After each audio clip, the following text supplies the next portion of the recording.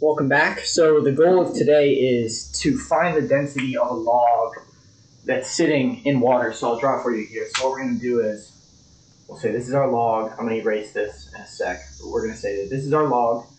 It's floating in water. We'll say the water level is here, all the way across the log. And the log has length L with a radius R and a height of the water level, or should I say a height of the log above the water, H. And so what we want to do is we want to find the density of this log that's floating in water. And so the log sitting in the water isn't moving, so we know that the velocity is equal to 0. And there's the only forces acting on the log is the force of gravity. And the acceleration on the log, since the velocity is 0, the acceleration is also 0. So since force equals mass times acceleration, that means that force equals 0. So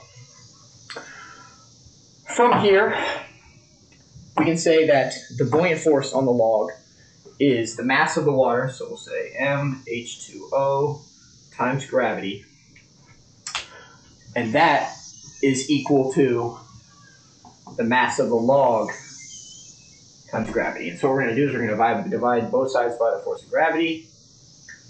So we can say that the mass of the water is equal to the mass of the log. So we'll write that over here. Once again, blue saving pen. Mass of water is equal to mass of log. So I'm going to erase this here. And I'll redraw another picture here in just a sec. So, to find the density of the water, put this pen right here, don't let me forget about it. Find the density of the water, we're going to say that the mass, whoops, it's not even the right letter. The mass of the water is equal to the density, rho, density of the water, times the cross-sectional area of the log. And so this is equal to, we can say that the density of the water times the cross-sectional area of the water on the log, which is the picture I had here, that portion. We can say that that times the length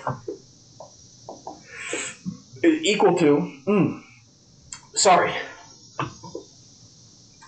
the density of the log times the cross-sectional area times the length. And this, since the log is a circle, we can say that the area of a circle, area of the log, pi r squared. So we can say that density of the water times cross-sectional area times the length is equal to density of the log times pi r squared times the length. We're going to remove the length of the log because you can divide both sides by that. Divide by L, divide by L. So we can say that the density of the water times the cross-sectional area, again, of the part that's under the water, is equal to the density of the log times pi r squared. Write that over here. Again, density of the water, or H2O, W, doesn't even matter, they're the same. Density H2O, that's awful. Let's redraw that one. Times the cross-sectional area is equal to the density of the log times pi r squared, for area of a circle.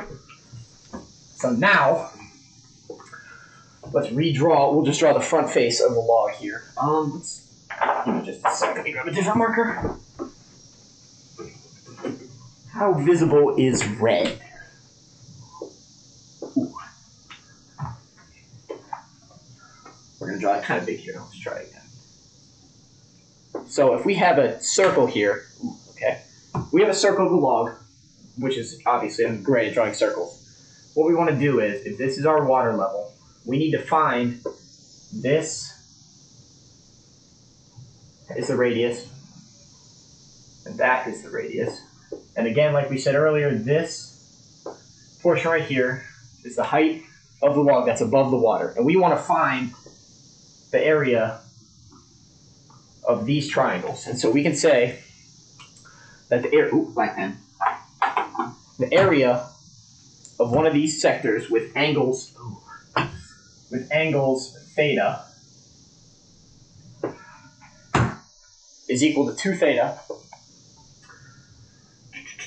2 theta divided by the number of radians in a circle, 2 pi,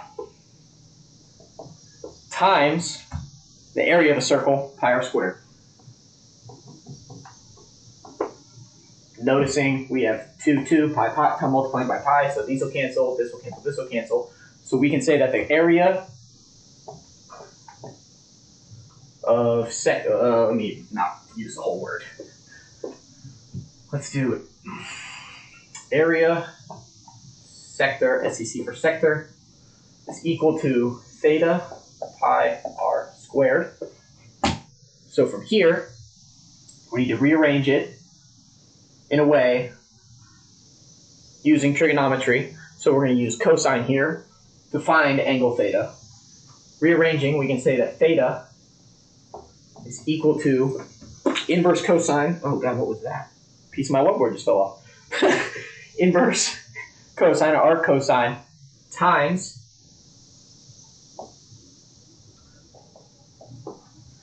the height from the top to the bottom is radius minus the height, or top to the center of the circle, sorry, divided by the radius of the circle. So we can say that theta is equal to this. So then, substituting for area equals theta r squared, we can say that area sector, area of the sector is equal to r squared cosine, inverse cosine of radius minus the height, this section here, divided by the radius. So we'll write that over here in our saving pen.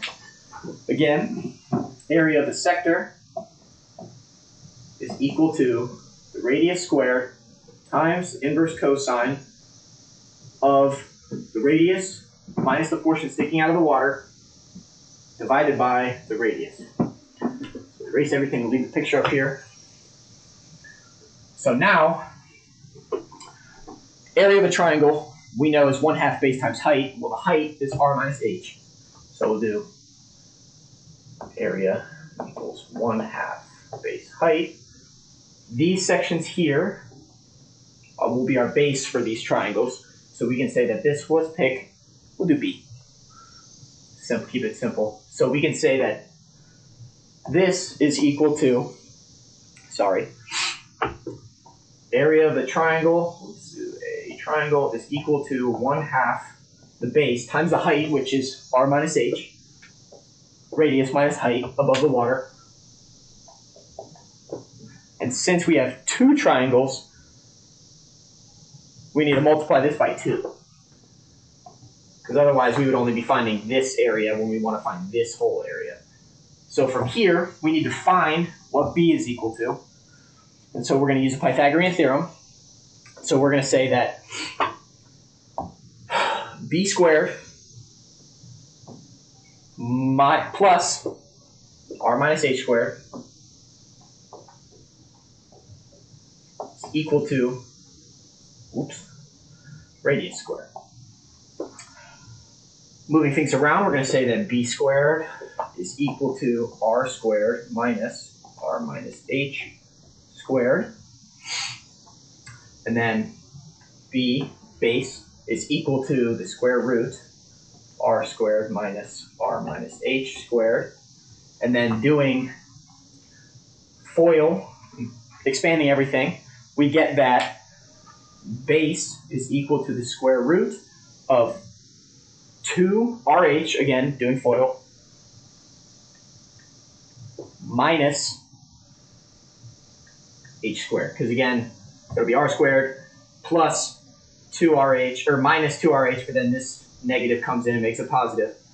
This should be a positive h squared, but since this minus substitutes in, r squared minus r squared, let's just remove this so we have this part. So we'll write that the base of one of these triangles is equal to the square root 2 radius height above the water minus height above the water squared. So we're going to go from there.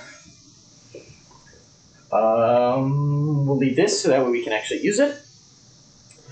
So substituting in, we can say that the area of the triangle is equal to 2, again, so we have the area of both triangles, that whole section, times 1/2 times this, the square root, 2 radius, height above the water, minus height above the water squared, times our radius times minus height above the water. So that's the area of our two triangles. And from here, we can say that using area of the sector, we can say that radius squared inverse cosine of radius minus height above the water divided by radius times, or I'm sorry, minus this will give us the density of the log after we do one more thing.